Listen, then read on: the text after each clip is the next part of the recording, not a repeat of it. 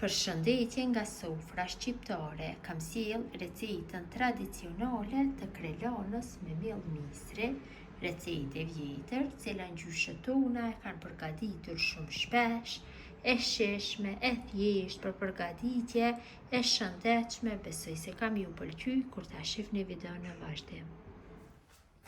Filloj me përgatitjen e krelonës me miell misri apo miell të kollomojt, një krelon tradicionale, shumë e shishme apo krelon me harç në to.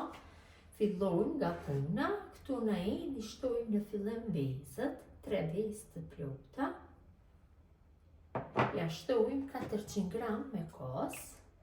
Përgatitja është shumë e shpejtë, nuk u merr kohë, sidomos kur keni mysafir pa pritur. Mund ta bëni këtë. Unë jam duke përgatitur sonde për iftar, del shumë e mirë. Ja shtoj na kështu një goll çaj, 110 ml me ujk apo hoplla të kripur. Në të kaluarën ngjyshët tona i kanë shtu mos, më e mirë ka dalë. Mirë, dhe kjo është e mirë, del. Tash me një tel kuzhine e përzim mosën. Vetëm se pak, nuk në rritet një përzirje gjatë, sa të bëhen bashkë gjithë përbërësi, për disa sekonda. Mjaftueshëm është, ja shtojna një filxhan me vaj. Tash përsëri e përzim mosën mirë.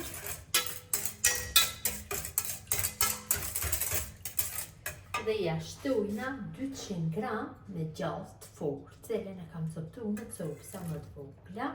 Gjallëja jep në shije unike.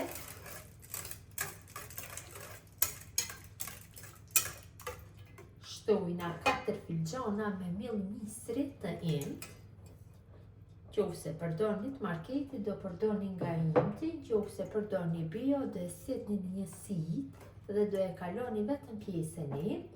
Ja shtojna një lukë mesme me krip dhe do ja shtoj një pluhur për pjekje. Receta tradicionale s'ka pas pluhur për pjekje, mirë po unë ja shtoj kështu, bëhet më e mirë, fryhet më shumë.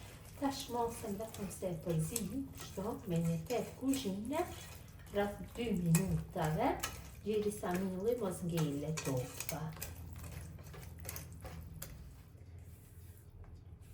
Kam punuar mirë brumin, tash e kaloj në tepsinjen për pjekje. Unë do e kaloj kështu një tepsin me numër 30, do del pak më e trashë. Nëse e kaloni një tepsin më të madhe, atëherë do del më e hollë, mirë po mua më pëlqen kështu më e trashë. Tepsinjen e kam lyer mirë me vaj sipërfaqe dhe ja kam lyer ansorën.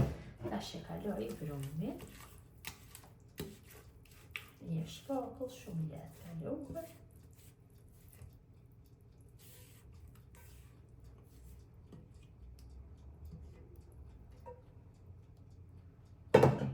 Tash pak shtoj tundin, mirë, të të rrashohet.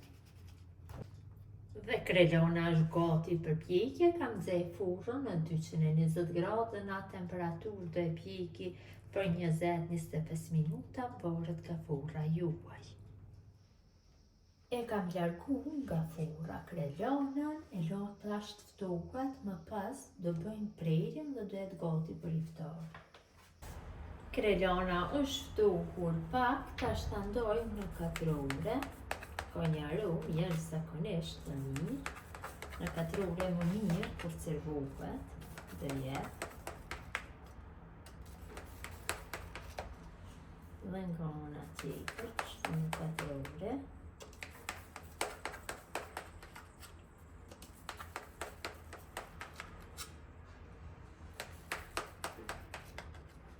Ta largoj një katrore dhe ta shihni se si duket. Katrorja e parë pak me vështirësi largohet, kurse të tjerat jo.